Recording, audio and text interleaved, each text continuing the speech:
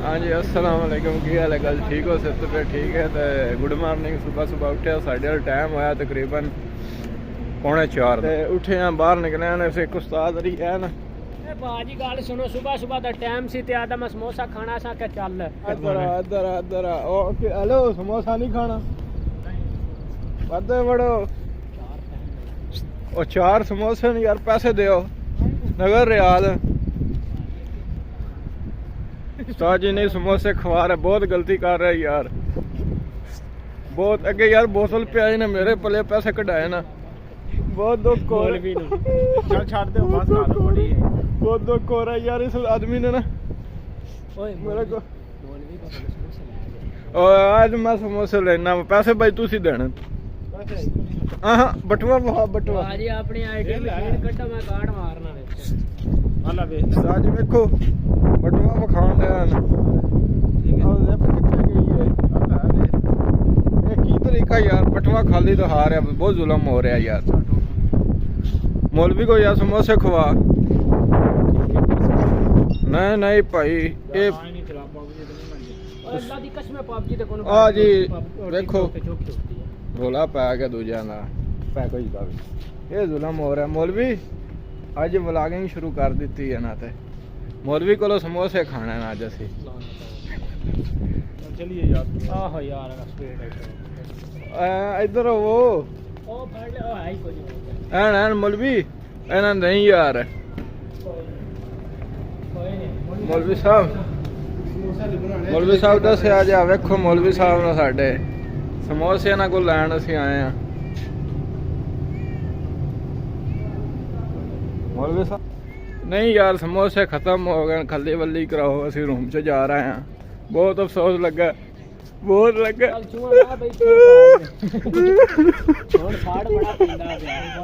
ओए इधर वाड़ा कोल बीबियां वेखदियां डरदा पिया उच्चे वाली होने ने जिन्ने ना ब्लॉग वेखना ओ भरा वाला वेखो रूम खेलना ही साडे नाल ओए चल मैं क्या लाडले म्याऊ गप गप भरा वेखो जुल्म कर रहा है बहुत जुल्म कर रहा है नहीं मैं भजना ना और बंद हो जाए साजी वेखो हेलो ओए ठीक है फिर मैं ना नमाज पढ़न चला साजी नमाज का टाइम हो गया मैं आख्या चलो तुसी अपने राह मैं अपने राह है अंधेरा भी बल्ब बंद कर दिते हैं ना जा खली वली कराओ और साजी बोतल पियाई भी नीचे ओ भाई पी के आए हो उत्थे हुण की करो 5 रियाल दिते जे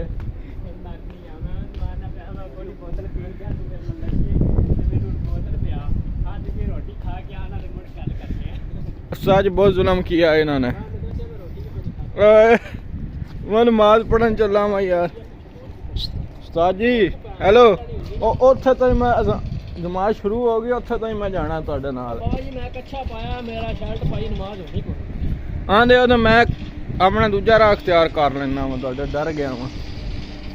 देखी पीछे भट्टी साहब जा मैं जा रहा नमाज पढ़न उत्थों अगों अंज होना उत्थों होना हाँ जी ओही गल की सही हो रहा है अज टॉप तो जाना चाहिए साडा व्लॉग अच्छा जी पहली बारी नहीं खेडिया तुहानू चलो फिर ठीक है उस्ताद मैं चलना वा नमाज पढ़न आहो नमाज का टाइम हो गया जी वेखो इधर जाना है मस्जिद ओ सामने गड्डियां छड़ियां मस्जिद मैं चला नमाज पढ़न हाँ जी अलहमदुलिल्लाह पहुँचे हैं नमाज पढ़न देखो सामने सड़क के इत्थों नमाज पढ़न जा रहे हैं मस्जिद जो सामने ही ठीक है अलहमदुलिल्लाह पहुँच गया वाह वेल डन जा रहा चैनल सबसक्राइब करना जिमजा खोखर कर भी ना तो उन्होंने व्लॉग मिलन दे मेरे क्यों मैं वेज जेड़े छड़ी रखे ने इस वजह तो थोड़ी प्रॉब्लम सी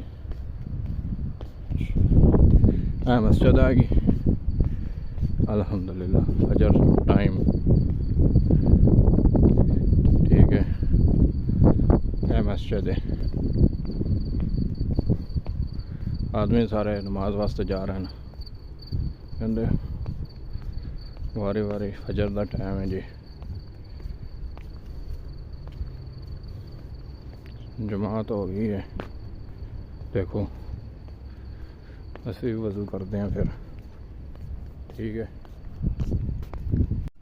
नमाज पढ़ ली, वापस जा रहे हैं अल्हम्दुलिल्लाह। नमाज पढ़ ली फजर की, वापस जा रहे हैं अल्हम्दुलिल्लाह। Good morning.